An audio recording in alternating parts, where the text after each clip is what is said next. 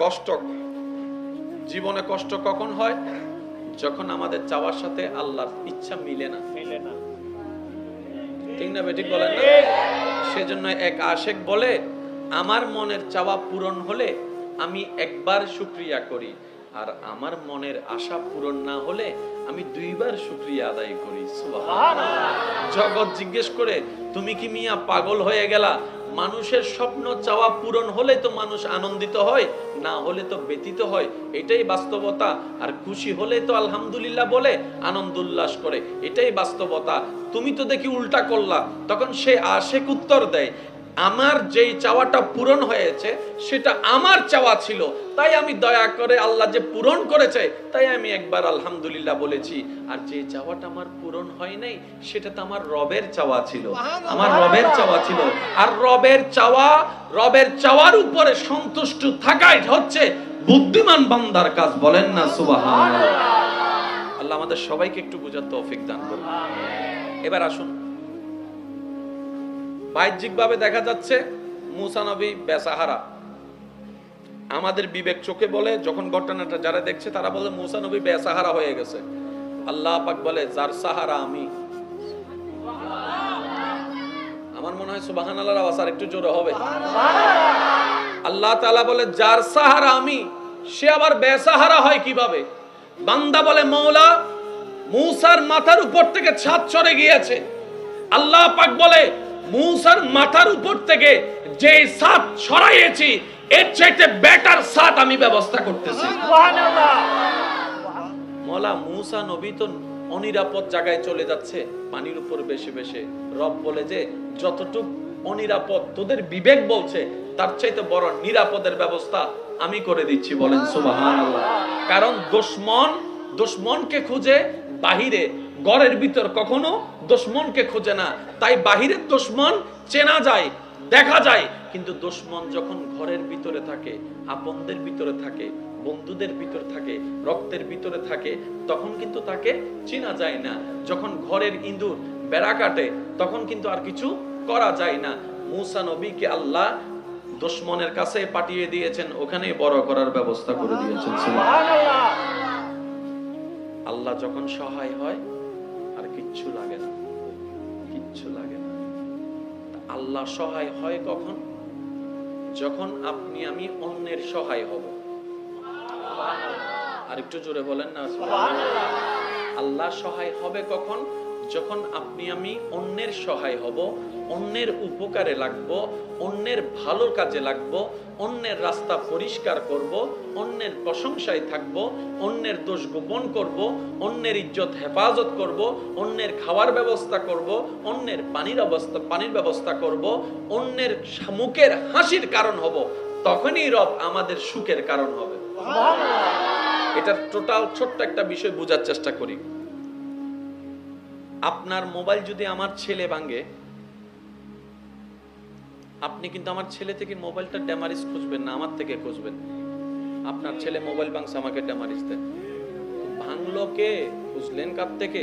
তখন আপনিই বলবেন, উনি তো আপনারই সন্তান, ওনার অভিভাবক তো আপনি, সুতরাং আপনাকেই দিতে হবে। কমন ব্যাপার। এইবার আমি করছি চাচার জন্য, রব দিচ্ছে আমাকে। আরেকটু জোরে বলেন না সুবহানাল্লাহ।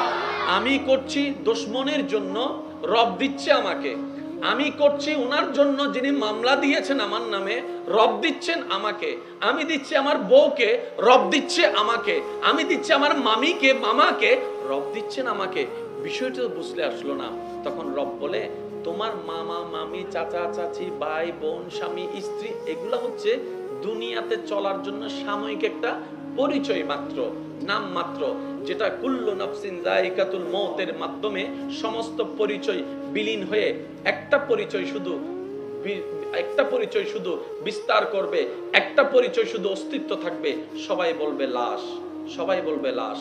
ডাক্তার সেদিন কেউ আর বলবে না, ইমাম সেদিন কেউ আর বলবে না, বড় ভাই সেদিন আর কেউ বলবে না। সবাই বলবে লাশের গাড়িটা আনো, সবাই বলবে লাশের গাড়িটা প্রস্তুত করো, লাশকে গোসল দেওয়ানোর ব্যবস্থা করো। তখন আর অন্য নাম থাকবে না। রব বলে, তোমাদের যে নামের পরিচয় সেগুলো সাময়িক, সবচেয়ে তোমাদের বড় পরিচয় হচ্ছে তোমরা সবাই আমি রবের বান্দা। সুবহানাল্লাহ। তো সুতরাং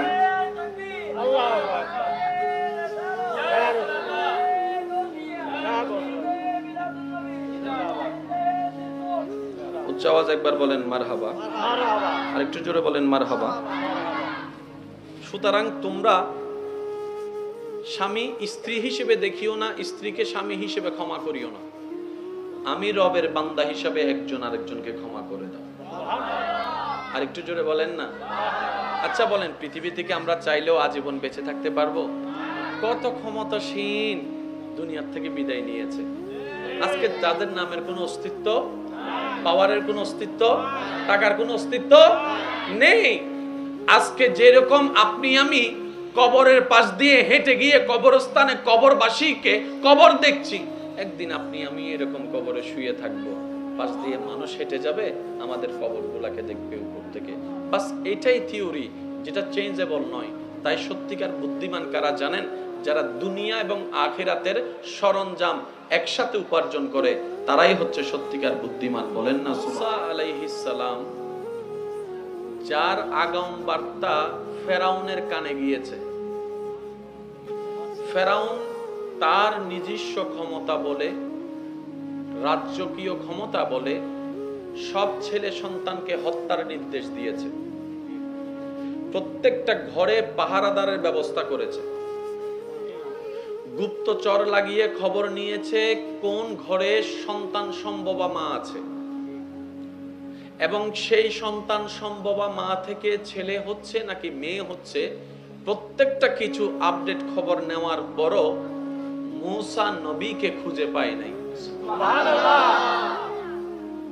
আল্লাহর ওয়াস্তে একটু মনের কান দিয়ে শোনার চেষ্টা করবেন প্লিজ। আপনাদের কাজ কি শেষ হয়েছে? একদম একদম প্লিজ। এত তদারকির পরও যাকে খুঁজছে পাই নাই। হিকমতটা ছিল আল্লাহর। এবার আল্লাহ বলে, তুই আমার মূসাকে হত্যা করার জন্য প্ল্যানিং করছিস, আমি আল্লাহ আমার মূসাকে বাহিরের কোথাও নয়, তোর ঘরে বসবাস করার ব্যবস্থা করে দিচ্ছি। এবার মূসা নবীর আম্মাজান কি করেছেন সবারই জানা, শুধু স্মরণ করিয়ে দেওয়ার নিমিত্তে বলার চেষ্টা করব।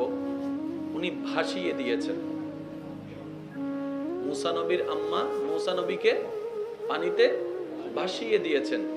এবার পানির ধারা তো অনেক দিকেই যেতে পারে, কথা বলেন ভাইয়া। পানির ধারা তো ডান বাম তো কারো কথা তো শুনে না, পানির ধারা তো যে কোনো দিকেই বয়ে যেতে পারে। কিন্তু যখন এই বিষয়টা আল্লাহ কুদরতিভাবে নিয়ন্ত্রণ শুরু করলেন, ওই বাক্সটা যেখানে মূসা নবী ছিলেন, ওই বাক্সটার ডানে বামে যেতে পারেনি, গিয়ে সেখানে আটকিয়েছেন যেটা ছিল ফেরাউনের রাজমহল। আর একটু জোরে। এবার মূসা নবী যাকে ফেরাউন হত্যা করার জন্য খুঁজছে, ওই মূসা নবীকে তুললেন কে? ফেরাউনের পরিবার। সুবহানাল্লাহ বলেন। এই কথাগুলো একটু মনের মধ্যে বসায় নিতে পারলে আমাদের বেশি উপকার হবে। কারণ আমাদের জীবন অর্ধেকের অর্ধেক চলে গেছে, একদম সীমিত সময়। মাইকের আওয়াজ এই মুহূর্তে যত দূর যাচ্ছে, আমার ঈমানি ভাই বোন যে যেখান থেকে শুনতে পাচ্ছেন, একটু গভীর মনোযোগ। জীবনের সাথে মিল খুঁজে নিলেই অনেক কিছু সলিউশন আমরা পেয়ে যাব। বলেন সুবহানাল্লাহ। বাবা আপনারা কথা বলিয়েন না, একদম নীরব। ফেরাউন খুঁজতেছে কাকে? বলেন না, হযরত মূসা আলাইহিস সালাম।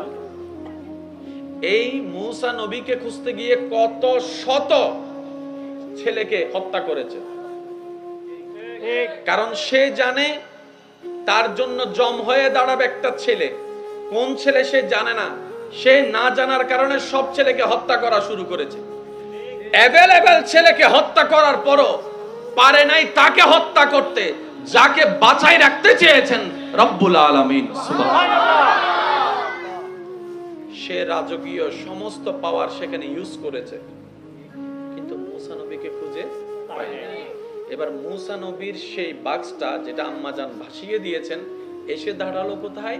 তার রাজমহলে, তুল্যকে ওনার পরিবারে। এবার ওখান থেকে তুলে মূসা নবীকে আল্লাহ চেয়েছেন তার ঘরে বড় হোক।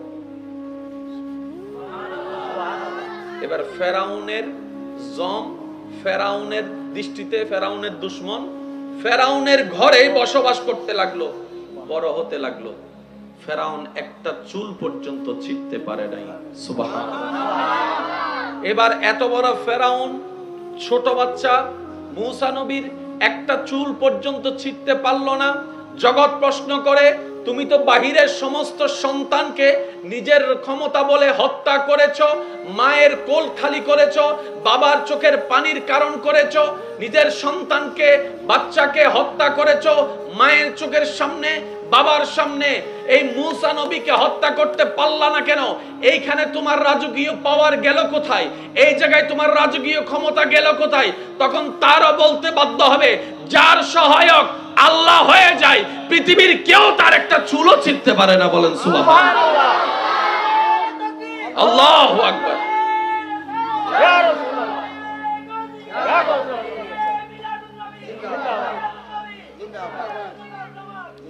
উচ্চ আওয়াজ একবার বলেন না সুবহানাল্লাহ। সুবহানাল্লাহ। এবার আমি আপনাদের কাছে একটা প্রশ্ন করব, আপনারা ভাইয়া উত্তর দিবেন। মূসা নবীর বিন্দু পরিমাণ কোনো ক্ষতি? জোরে বলেন না। দুশমনের ঘরেই ছিল, দুশমনের ঘরেই বড় হচ্ছে, কিন্তু সে বুঝতে একটা সময় গিয়ে সে বুঝতে পারছে এই বাচ্চার স্বভাব চরিত্র বিহেভটা অন্য বাচ্চার মতো না, কেমন যেন একটু ডিফারেন্ট ডিফারেন্ট। তার মাথায় ধরছে, এই যে বাবা বাবা বাবা, একটু দরুদ শরীফ পড়েন। আল্লাহুম্মা সাল্লি আলা। জগৎ দেখছে ইউসুফ নবীকে বাইরা কুফে ফেলতেছে, এটা জগতের দেখা। আল্লাহ পাক বলে যে এই ইউসুফকেই আমি রাজ সিংহাসনে বসাবো। এবার এই থিওরি যখন মানুষের মাথায় আসছে, মানুষ বলে হাউ ক্যান পসিবল, এটা তো কোনোভাবেই সম্ভবপর নয়। কারণ এত উপর থেকে বাচ্চাটা নিচে পড়লে সেটা বাঁচার কোনো উপায় নাই। বিবেক বলে নাই, চোখ বলে নাই, রব বলে যে আমার কুদরত বলেও তো একটা শব্দ আছে। সুবহানাল্লাহ। এদিকে ভাইয়েরা ফেললো, আল্লাহ তাআলা জিবরাইলকে বলে, জিবরাইল আমার ইউসুফের দেহ মাটিতে স্পর্শ করার পূর্বে তাকে তুমি কোলে নিয়ে নাও। সুবহানাল্লাহ। আল্লাহর হুকুম আসতে দেরি, জিবরাইল ফেরেশতার রওনা দিতে দেরি হয় নাই। ওরা ফেলতে ফেলতে, আপনারা জানেন উপর থেকে নিচে যখন কোনো কিছু ফেলা হয় তখন সেটার স্পিড একটু বেশিই থাকে, আর যখন উপর থেকে নিচে, নিচের থেকে যখন উপরের দিকে কিছু নিক্ষেপ করা হয় সেটা একটু স্লো হয়। ইউসুফ নবীর দেহ পড়ছে কুফে, যতটুকু লম্বা ছিল ভিন্ন বিষয়, হয়তো ফেলতে দেরি। ইউসুফ আলাইহিস ইসলামের ভাইয়েরা হয়তো 4-5 সেকেন্ডের মধ্যেই হয়তো আশা করেছে ইউসুফ শেষ। ওই 3-4 সেকেন্ডের ভিতরেই আল্লাহর হুকুমে জিবরাইল ফেরেশতা এসে ওনাকে কোলে নিয়ে নিয়েছে। সুবহানাল্লাহ। আরেকটু জোরে বলেন সুবহানাল্লাহ। মদদ যখন আল্লাহর পক্ষ থেকে আসে তখন ডান বামের আর কাউকে লাগে না, আল্লাহই তার জন্য যথেষ্ট হয়ে যায়। সুবহানাল্লাহ। হাসবুনাল্লাহ হাসবুনাল্লাহ হাসবুনাল্লাহ, চিৎকার দিয়ে বলেন সুবহানাল্লাহ। এবার ইউসুফ আলাইহিস ইসলামের ভাইদের এখন প্ল্যানিংটা কি?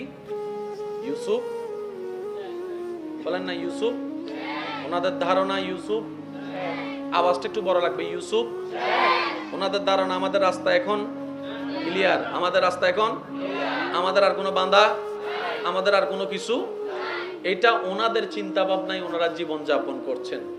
এদিকে আল্লাহর হিকমত ভিন্ন। এবার সেই ইউসুফ নবী ওখান থেকে আল্লাহ বের করলেন। বের করার পরে জগৎ আবার আরেকটা দৃশ্য দেখেছে, সেটা কি? ইউসুফ নবীকে বাজারের মধ্যে গোলাম হিসেবে বিক্রি করা হচ্ছে। শব্দগুলোকে একটু খেয়াল করবেন আল্লাহর ওয়াস্তে।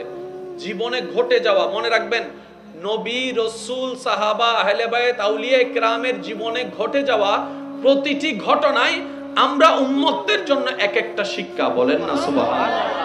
আমাদের জীবন দ্বারাই যেরকমই হোক না কেন, কোন না কোন আল্লাহর প্রিয় বান্দার জীবনের মধ্যে এটা সমাধান আছেই আছে। আমরা খুঁজি না, সেটা ব্যর্থতা আমাদের। ইউসুফ নবীকে বাজারে তোলা হলো গোলাম হিসেবে। কি হিসেবে? গোলাম হিসেবে। তৎকালীন সময় যে মানুষ কেনা বেচা হতো গোলাম, ওই গোলাম হিসেবে ওনাকে বাজারে তোলা হয়েছে। সবার ধারণা এই ইউসুফের আর কোনো ভবিষ্যৎ, কারণ সবাই জানে গোলাম যখন কেউ মালিকে কিনে নিবে তার আন্ডারে চাকরি করতে হবে, মারতে মন চাইলে মাইরেও ফেলতে পারবে, কোনো এখানে কেউ কথা বলার অধিকার। এটা আমাদের চোখ, আমাদের ব্রেন, কিন্তু আল্লাহর হিকমত ভিন্ন কথা বলছে। এবার যখন বাজারে যতগুলা গোলাম তোলা হয়েছে বিক্রি করার জন্য, সবার চেহারা একদিকে, ইউসুফ নবীর চেহারা ছিল ভিন্ন। আর একটু জোরে বলেন না। বয়স তেমন বেশি নয়, অল্প বয়সে, কিন্তু চেহারাটা যখন বাজারে উঠেছে গোলাম হিসেবে, যে দেখে সে বলে চেহারা দেখে তো গোলাম মনে হয় না, চেহারার মধ্যে দেখা যাচ্ছে একটা বাদশা বাদশা ভাব দেখা যাচ্ছে। গোলাম হয় কেমনে? চোখে বলে যে বাদশা, কানে শুনে যে গোলাম, মিল তো খুঁজে পাওয়া যাচ্ছে না। এবার এতজন ক্রেতা আসলো, কেউ কিনতে পারে নাই। সুবহানাল্লাহ বলেন। সুবহানাল্লাহ। অনেকে কিনতে চেয়েছেন কিন্তু কোনো না কোনো ভাবে কিনতে পারছে না, কারণ রবের মর্জি ছিল না। রবের মর্জি ছিল যার পক্ষে, তিনিই কিনে নিয়ে গেছেন। তো কিনে নিয়ে গেছেন তিনি কে? তিনি ওই বাদশার একজন বড় প্রতিনিধি। আর একটু জোরে বলেন না সুবহানাল্লাহ। হিকমতটা দেখেন, একজন সাধারণ পাবলিক রাজপ্রাসাদে ঢোকার কোনো সুযোগ, কিন্তু আল্লাহর মনসা ছিল ইউসুফকে রাজপ্রাসাদে ঢুকাবে। তো এমন একজন ইউসুফ নবীকে কিনলেন যিনি রাজপ্রাসাদের সাথে গভীর সম্পর্ক রাখে। একদিন, দুই দিন, তিন দিন যখন যায়, খবরটা চতুর্দিকে ছড়িয়ে যায় যে অমুক ব্যক্তি এমন একটা গোলাম কিনেছে। এইরকম গোলাম জীবন আমরা দেখি নাই, যার চোখের কোনো সৌন্দর্যের তুলনা নাই, চেহারার হাসির কোনো তুলনা নাই, চতুর্দিকে অপরূপ অপরূপ সুন্দর একটা গোলাম। সুবহানাল্লাহ। খবরটা যখন সব জায়গায় ছড়াই গেছে, এগুলো সব হিকমত কার? আল্লাহ। জোরে বলেন না, সব হিকমত কার? আল্লাহ। যখন খবরটা সব দিক দিয়ে ছড়াই গেছে, আস্তে আস্তে রাজমহলে যখন বাদশার কাছে গেছে, বাদশা যখন ওনাকে বললেন, কিরে তুমি নাকি গোলাম কিনছো, আমারে দেখাও নাই? তুমি বলে যে এমন একটা গোলাম কিনছি কাউকে দেখাইতেও পারি না, গোপন করে রাখা লাগে। সুবহানাল্লাহ। আর একটু জোরে বলেন না সুবহানাল্লাহ। এমন একটা গোলাম কিনছি যাকে প্রকাশ করতেই পারছি না, ওর সৌন্দর্য দেখে সবাই মুগ্ধ হয়ে যাচ্ছে, আমি এক পড়ছি বিপদে, আর এটাকে আমি গোলাম হিসেবে বলতেও পারি না, চেহারাটা দেখলেই মায়া লাগে, গোলাম আর বলা আসে না, সন্তান নামে পরিচয় দিচ্ছি। দেখেন আল্লাহ তাআলা গোলামের সেই সার্টিফিকেটটা, গোলামের সেই এলজামটা তুলে নিয়েছেন, অন্তরে মায়া ঢুকে দিয়েছে, সন্তান বানিয়ে দিয়েছে। এবার একদিন রাজপ্রাসাদে সেই গোলামকে, কোন গোলামকে? যাকে বাজারে বিক্রি করা হয়েছে। কোন সেই গোলাম যাকে ভাইয়েরা কুফে ফেলে দিয়েছেন, জগৎ দেখেছে ইউসুফ শেষ। আল্লাহ বলে যে যার সহায় আমি, যার সাথে আমি, তাকে ধ্বংস করে কে, তাকে ডেস্ট্রয় করে কে? এটা তো কখনোই সম্ভবপর নয়। তাই মনে রাখবেন, যখন বিবেক কাজ করবে না, ব্রেন কাজ করবে না, চোখ কাজ করবে না, বুদ্ধি কাজ করবে না, এতটুক বলি ভাই, ঘাবড়ায়েন না, ডিপ্রেশনে যায়েন না, টেনশন করিয়েন না, আল্লাহর উপর সব মামলা ছেড়ে দেন, আল্লাহই উত্তম প্রতিদানের ব্যবস্থা করে দিবে। বলেন সুবহানাল্লাহ। আল্লাহু আকবার। ইয়া রাসূলুল্লাহ, ইয়া রাসূলুল্লাহ। সবাই বলেন না সুবহানাল্লাহ। এবার ইউসুফ নবীকে আল্লাহর ওয়াস্তে একটু বোঝার চেষ্টা করবেন। যে ক্রয় করেছে, বাদশা বলতেছে একদিন নিয়ে আসো, আমি দেখব। বাদশা যখন বলছে আর না বলার কোনো সুযোগ নাই। এবার বাদশার হুকুম পালন করার জন্য যখন রাজমহলে আনছেন, তখন আমরা মা বোনরা যেরকম পর্দা করে, সুবহানাল্লাহ বলে না? পর্দা যখন করে, মা বোনরা পর্দা করে কেন? সুন্দরকে গোপন রাখার জন্য। তো পর্দা করেই তারা যারা সুন্দর। পর্দা করে কারা? যারা সুন্দর, যাদের সৌন্দর্য আছে তাদেরই পর্দা করতে হয়। ইউসুফ নবীর সৌন্দর্য এত বিশাল ছিল, এত বেশি ছিল, সবাইকে মুগ্ধ করার কারণে ইউসুফ নবীকে ঘোমটা দিয়ে, কাপড় দিয়ে তৎকালীন নিয়মে পর্দা করে রাজমহলে যখন প্রবেশ করাচ্ছে, সবাই একবার হলো উকি দিচ্ছে, একটু যদি চেহারাটা দেখতাম, একটু যদি চেহারাটা দেখতাম, একটু যদি চেহারা দেখতাম। যাকে গোলাম নামে সবাই চিনছে, আজকে তাকে এক নজর দেখার জন্য সবাই পাগল হয়ে যাচ্ছে। হবে নাই বা কেন? ওয়াতুইজ্জু মান তাশা। সুবহানাল্লাহ। ইজ্জত রবের পক্ষ থেকে আসে। যখন বাদশার সামনে প্রেজেন্ট করা হয়েছে, ঘোমটাটা তুলতে দেরি, বাদশা দেখেই কাইত। জগৎ যেটা বলেছে মিথ্যা বলে নাই। এর চেহারায় গোলামের কোনো ভাব নাই, এর চেহারার মধ্যে তো বাদশা বাদশা ভাব। এবার বাদশাই বলে যে তোমার জিনিস আমারে দিয়ে দাও। সে বলে যে হুজুর দোয়াও চাই, মাফও চাই, আপনি আমার সব নেন, এটা নিয়েন না। আর মনে হয় সিডেঙ্গে সুবহানাল্লাহর আওয়াজ আর কেন বড় হবো আল্লাহ না, রোহিঙ্গে তাইলে চুপ করি তাও খবরদার নামাইতো। যারা সিডেঙ্গে আসো, মেড ইন সিডাং আর ভাই কল, তারা একবার হন সুবহানাল্লাহ, আর কেন জোর হন না সুবহানাল্লাহ। কষ্ট হচ্ছে আপনাদের? বাদশা বলে যে এটা আমারে দে। হুজুর আপনি আমার জান লইয়ালান, এটা নিয়েন না। যাকে সবাই ঘৃণা করার কথা ছিল, আজকে সবাই তাকে ভালোবাসতে পাগল হয়ে গেছে। আপনি আমি ভালোবাসা, মায়া খুঁজি কার থেকে, কোন জায়গা থেকে, কেন খুঁজতেছি, দরকার কি? আমাদের শুধু একটা কাজ, যে কোনো উপায়ে নবী রাহমাতুল লিল আলামিনের ভালোবাসার সুন্নত নিয়ে রবের প্রিয় হওয়া। যে রবের প্রিয় হবে, সৃষ্টি জগৎ তাকে ভালোবাসবেই বাসবে। আর ভালোবাসবে মানে আপনার বদনাম থাকবে না, বিষয়টি কিন্তু তা নয়। ভালোবাসবে মানে সৃষ্টি জগৎ আল্লাহ ভালোবাসবে মানে আপনার বদনাম থাকবে না, গীবত থাকবে না, বিষয়টি কিন্তু টোটালি তা নয়। মনে রাখবেন, আল্লাহ যাকে ভালোবাসে কিংবা আল্লাহ যাকে ভালোবাসতে চায়, আল্লাহ যাকে প্রিয় বানাতে চায়, তার উপর বিপদ বাড়িয়ে দেয়, মুসিবত বাড়িয়ে দেয়, কষ্ট বাড়িয়ে দেয়, শারীরিক কষ্ট বাড়িয়ে দেয়, অর্থনৈতিক কষ্ট বাড়িয়ে দেয়, পারিবারিক কষ্ট বাড়িয়ে দেয়, বদনাম বাড়িয়ে দেয়, জিল্লতি বাড়িয়ে দেয়, অপমান বাড়িয়ে দেয়, গীবত বেড়ে যায়, দুশমন বেড়ে যায়, আপনরাও পর হয়ে যায়, যাদেরকে খাওয়ায় তারাও পর্যন্ত পিঠে ছুরি মারতে প্রস্তুত হয়ে যায়। মনে রাখবেন, যখনই জীবনে এমন কিছু অনাকাঙ্ক্ষিত ঘটনা আপনার চোখের সামনে আসবে, আপনার বিবেকের সামনে আসবে, এতটুক মনকে স্থির করিয়ে নেন, আল্লাহ তাআলা আমাকে ধৈর্যের পরীক্ষা নিচ্ছেন। সুবহানাল্লাহ, আল্লাহ আমার ধৈর্যের পরীক্ষা নিচ্ছেন। কেন? কারণ আল্লাহ তাআলা একমাত্র ধৈর্য ধারণকারীর সাথেই থাকেন। ইন্নাল্লাহা মা'আস সাবিরিন। তো রবের সাথী হওয়ার জন্য ধৈর্যের দরকার, ধৈর্য ধরার জন্য বিপদ আপদ কষ্টের সম্মুখীন হওয়ার দরকার। বলেন না সুবহানাল্লাহ। শুনেন, যেই কষ্ট সহ্য করার পরে মালিককে পাবো, সে কষ্ট তার কষ্ট থাকে না। ঠিক না বেঠিক বলেন না? যে কষ্ট সহ্য করার পরে যদি মালিক রাজি হয়, এটার কষ্ট থাকে না। তো এই কষ্টটার চাইতে মহাগুণ আনন্দ বেশি চলে আসে তখন। আর একটু জোরে বলা যাবে সুবহানাল্লাহ। এবার ইউসুফ নবীর একটু আল্লাহর ওয়াস্তে একটু শুনেন। এখন ইউসুফ নবী কোথায়? রাজপ্রাসাদে। কোথায়? কার সাথে? রাজার সাথে। কার সাথে? কার মহলে? জোরে বলেন, কার মহলে? রাজা মশাই হুকুম দিল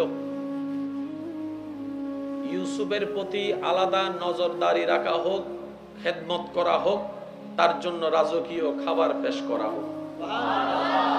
বাইরে চিন্তা করলো কি, আর আল্লাহ ইউসুফ নবীকে দিচ্ছে কি? আর একটু জোরে বলেন না। সেজন্য আমি একটা কথা মনে প্রাণে বিশ্বাস করি, জীবনে উন্নতি হওয়ার জন্য দুশমনের দরকার আছে। দুশমন না থাকলে, পিছু মানুষ না থাকলে কখনো কেউ আগাইতে পারবে না। বদনামকারী কি সামনে থাকে না পিছনে থাকে? দুশমন কি সামনে থাকে না পিছনে থাকে? তো তিনি পিছনে নিজে থেকে তো আপনাকে সামনে এগিয়ে রেখেছেন।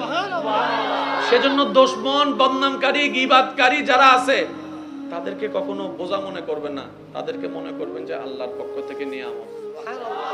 তারা আপনার জন্য বদদুয়া দিতে থাকবে, আপনি তাদের জন্য দোয়া দিতে থাকবেন। জগৎ দেখবে ওখান থেকে বদদুয়া আসতেছে, আপনার থেকে দোয়া যাচ্ছে। এটা হচ্ছে জগতের পয়েন্ট অফ ভিউ। যখন আল্লাহর রহমতের দৃষ্টি দিয়ে আপনি একটু দেখবেন, দেখার চেষ্টা করবেন, তখন দেখবেন তার বদদুয়াটা তার কাছে চলে যাচ্ছে, আপনার করা দোয়াটাই আপনার কাছে চলে আসতেছে। এবার বলেন, আমাদের কি বদদুয়া দরকার নাকি দোয়ার দরকার? জোরে বলেন, কি দরকার? দোয়া পাবো কখন? যখন অন্যের জন্য দোয়া করব। বদদুয়া করলে আসবে কি? ভাই কেন জোরে বলেন না? বদদুয়া করলে আসবে কি? ঘৃণা করলে আসবে কি? ভালোবাসলে ভালোবাসা আসবে, দোয়া দিলে দোয়া আসবে। সিস্টেম এটাই। সুবহানাল্লাহ। এটা কারোর জন্য চেঞ্জ হবে? মন খুলে একবার দরুদ শরীফ পড়েন, আল্লাহুম্মা। আমরা সবাই মাহফিলের সৌন্দর্যতে আল্লাহর খুশির জন্য আপন আপন জায়গা থেকে সবাই মিলে চেষ্টা করলে ইনশাআল্লাহ সুন্দর হবে। একবার বলেন মারহাবা। একটু ছোট করে বলেন। যত নীরবতাকে সাথে দিবেন আমার বলতে স্বাচ্ছন্দ্য বোধ করব। প্লিজ একদম সাইলেন্ট। এবার মূসা নবী মাঠ থেকে কাছে না দূরে? জোরে বলেন না। মূসা নবী মাঠ থেকে কাছে না দূরে? দূরে। এবার এই জিনিসটা কি ভালো নাকি দুঃখের জিনিস? জোরে বলেন না। দুঃখের জিনিস। এবার হিকমত যেহেতু আল্লাহর, আরেকটু জোরে বলেন। একদিকে সন্তানকে বাঁচানোর জন্য মা নিজের মায়া মমতা ছেড়ে দিয়ে সন্তানকে বাসিয়ে দিলেন, এই মনকে বুঝ দিয়ে থাকলে তো আমার কাছে হত্যা করবে, যাক অন্তত বাসায় দিলাম, আল্লাহ যেদিকে নিয়ে যায়। আল্লাহর নামে যখন ছেড়ে দিয়েছে, আল্লাহ সেটা ঠিকানা লাগিয়ে দিয়েছেন। সুবহানাল্লাহ। এবার মূসা নবী ছোটবেলা, বাচ্চা বয়স, শিশু বয়স, উনি খাচ্ছে না কোনো কিছুই, খাচ্ছে না কোনো কিছু। এবার ফেরাউনের অন্তরে মূসা নবীর জন্য কেমন যেন একটা মায়া মায়া ভাব শুরু হয়ে গেল। সুবহানাল্লাহ। একটা ভালোবাসা, একটা মায়া মমতার কাজ শুরু করলো। এবার ফেরাউন বলে, এ বাচ্চার জন্য কে দুধ খাওয়াতে পারবা? আরেকটু জোরে বলেন না।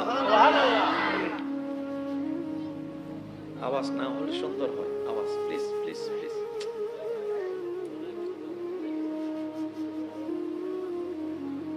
একবার বলেন আলহামদুলিল্লাহ। আলহামদুলিল্লাহ।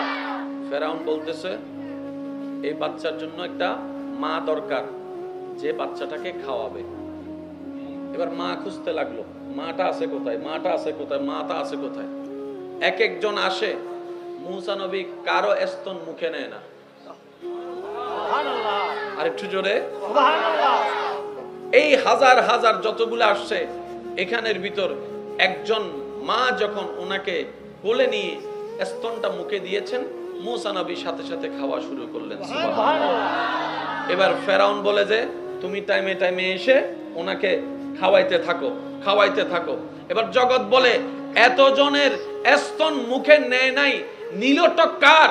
জগৎ যখন প্রশ্ন করে, মূসা নবী উত্তর দিলেও, আমার মায়ের স্তনেই আমি মুখে নিয়েছি। সুবহানাল্লাহ। জগৎ ভাবলো কি? আল্লাহর হিকমত কি? একটা কথা সবসময় মাথায় রাখবেন, জীবন চলার পথে আমরা অনেক কিছু শুনি, আমরা অনেক কিছু দেখি, আমরা অনেক রকমের ভাবি, অনেক রকমের প্ল্যানিং করি, অনেক রকমের চেষ্টা করি। দিন শেষে সেটাই হয় যেটা রব চায়। আরেকটু জোরে। দিন শেষে যখন সেটাই হয় যেটা রব চায়, তাহলে বুদ্ধিমান কারা? যারা আগে থেকেই বলে, আমার কোনো চাওয়া নাই, প্ল্যানিং নাই, সব রবের নামের উপরেই ছেড়ে দিয়েছে। সুবহানাল্লাহ। তখন রব সেটাই করে যেটা বান্দা চায়। আবার বলছি, কথাটা একটু মনে বসানোর চেষ্টা করি আমরা সবাই। বান্দার চাওয়া আর রবের চাওয়া যখন ভিন্ন হয়, তখন সেটা দুঃখ নামে আমরা চিনি, কষ্ট নামে আমরা চিনি। কষ্ট বলতে কিছুই নেই। কষ্ট তখনই হয়, দুঃখ তখনই হয় যখন বান্দার চাওয়ার সাথে রবের চাওয়ার মধ্যে মিল খায় না। আর সেই দুঃখ সুখ হয়ে যায় যখন বান্দার চাওয়াটা রবের চাওয়ার উপর সন্তুষ্ট হয়ে যায়। সুবহানাল্লাহ। সুখী হওয়ার সবচাইতে একদম সহজ ফর্মুলা, আল্লাহ তুমি যা দিয়ে খুশি, আমি সেটা পেয়ে খুশি। আলহামদুলিল্লাহ। তুমি দিলেও আলহামদুলিল্লাহ, তুমি না দিলেও আলহামদুলিল্লাহ। এই মন যে বানাতে পারবে একদিনে তো আর হবে না, যেহেতু আমরা একটা অভ্যাসে বড় হয়েছি, একদিনে তো গাছে এক লাফে তো উঠা যায় না। চেষ্টা যদি করি, হুয়াল্লাযী আনজালাস সাকিনাতা ফি কুলুবিল মুমিনিন আয়াতের ছায়া হয়তো আল্লাহ আমাদের ভিতরে দান করে দিতে পারেন। সুবহানাল্লাহ। এ মেরে মওলা মওলা মওলা, এ মেরে মওলা, এ মেরে মওলা, এ মেরে মওলা, এ মেরে মওলা, এ মেরে মওলা মওলা, এ মেরে মওলা মওলা মওলা। ত্রিভুবনের প্রিয় মুহাম্মদ এলো রে দুনিয়ায়,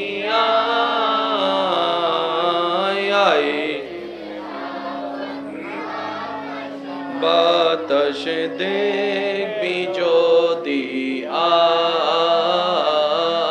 আয় রে সাগরে,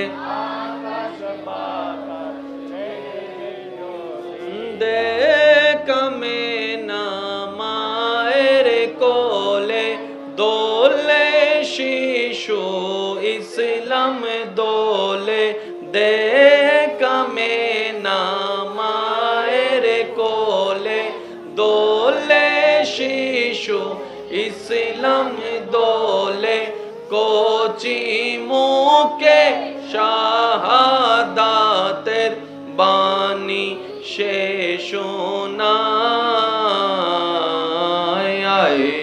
রে সাগরে, দেখবি যদি আয় রে সাগর, আকাশে বাতাসে দেখবি যদি। শেষবারের মতো যার যত শক্তি আছে সবাই মিলে ইমানি আওয়াজে, ত্রিভুবনের এলো রে দুনিয়ায় রে সাগর, দেখবি যদি আয় রে সাগরে,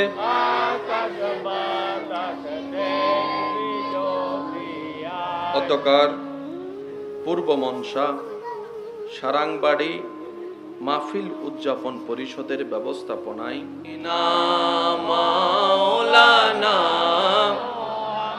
जग में जब आए मोहम्मद इस्लाम जिंदा हो गए, जग में जब आए मोहम्मद इस्लाम जिंदा, भूतों ने सब कलमा पढ़ा, काफिर मुसलमान हो गए, जग में जब आए मोहम्मद इस्लाम जिंदा हो गए। अल्लाहुम्मा सल्ले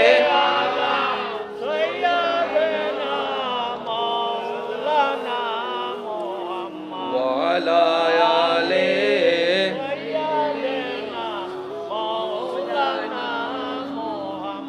একবার বলেন আলহামদুলিল্লাহ। আলহামদুলিল্লাহ। মনোযোগ আছে আপনাদের সবার? আছে আছে, যাদের আছে তারা একবার বলেন মারহাবা, আর একটু আস্তে করে বলেন মারহাবা। কষ্ট, জীবনে কষ্ট কখন হয়? যখন আমাদের চাওয়ার সাথে আল্লাহর ইচ্ছা মিলে না। ঠিক না বেঠিক বলেন না? সেজন্য এক আশেক বলে, আমার মনের চাওয়া পূরণ হলে আমি একবার শুকরিয়া করি, আর আমার মনের আশা পূরণ না হলে আমি দুইবার শুকরিয়া আদায় করি। সুবহানাল্লাহ। জগৎ জিজ্ঞেস করে, তুমি কি মিয়া পাগল হয়ে গেলা? মানুষের স্বপ্ন চাওয়া পূরণ হলে তো মানুষ আনন্দিত হয়, না হলে তো ব্যতীত হয়, এটাই বাস্তবতা। আর খুশি হলে তো আলহামদুলিল্লাহ বলে আনন্দ উল্লাস করে, এটাই বাস্তবতা। তুমি তো দেখি উল্টা করলা। তখন সে আশেক উত্তর দেয়, আমার যেই চাওয়াটা পূরণ হয়েছে সেটা আমার চাওয়া ছিল, তাই আমি দয়া করে আল্লাহ যে পূরণ করেছে তাই আমি একবার আলহামদুলিল্লাহ বলেছি। আর যে চাওয়াটা আমার পূরণ হয় নাই সেটা তো আমার রবের চাওয়া ছিল, আমার রবের চাওয়া ছিল। আর রবের চাওয়ার উপরে সন্তুষ্ট থাকাই হচ্ছে বুদ্ধিমান বান্দার কাজ। বলেন না সুবহানাল্লাহ। আল্লাহ আমাদের সবাইকে একটু বুঝার তৌফিক দান করুন। এবার আসুন, বাহ্যিকভাবে দেখা যাচ্ছে মুসা নবী বেসাহারা। আমাদের বিবেক চোখে বলে, যখন ঘটনাটা যারা দেখছে তারা বলে মুসা নবী বেসাহারা হয়ে গেছে। আল্লাহ পাক বলে যার সাহারা আমি। আমার মনে হয় সুবহানাল্লাহর আওয়াজ আর একটু জোরে হবে। আল্লাহ তাআলা বলে যার সাহারা আমি, সে আবার বেসাহারা হয় কিভাবে? বান্দা বলে মওলা মুসার মাথার উপর থেকে ছাদ চড়ে গিয়েছে। আল্লাহ পাক বলে মুসার মাথার উপর থেকে যে ছাদ ছড়াইয়েছি এর চাইতে বেটার ছাদ আমি ব্যবস্থা করতেছি। সুবহানাল্লাহ। মওলা মুসা নবী তো অনিরাপদ জায়গায় চলে যাচ্ছে পানির উপর বেশি বেশি। রব বলে যে যতটুক অনিরাপদ তোদের বিবেক বলছে তার চাইতে বড় নিরাপদের ব্যবস্থা আমি করে দিচ্ছি। বলেন সুবহানাল্লাহ। কারণ দুশমনকে খুঁজে বাহিরে, ঘরের ভিতর কখনো দুশমনকে খুঁজে না। তাই বাহিরের দুশমন চেনা যায়, দেখা যায়, কিন্তু দুশমন যখন ঘরের ভিতরে থাকে, আপনদের ভিতরে থাকে, বন্ধুদের ভিতরে থাকে, রক্তের ভিতরে থাকে, তখন কিন্তু তাকে চেনা যায় না। যখন ঘরের ইঁদুর বেড়া কাটে তখন কিন্তু আর কিছু করা যায় না। মুসা নবীকে আল্লাহ দুশমনের কাছে পাঠিয়ে দিয়েছেন, ওখানে বড় করার ব্যবস্থা করে দিয়েছেন। সুবহানাল্লাহ। আল্লাহ যখন সহায় হয় আর কিচ্ছু লাগে না, কিচ্ছু লাগে না। আল্লাহ সহায় হয় কখন? যখন আপনি আমি অন্যের সহায় হব।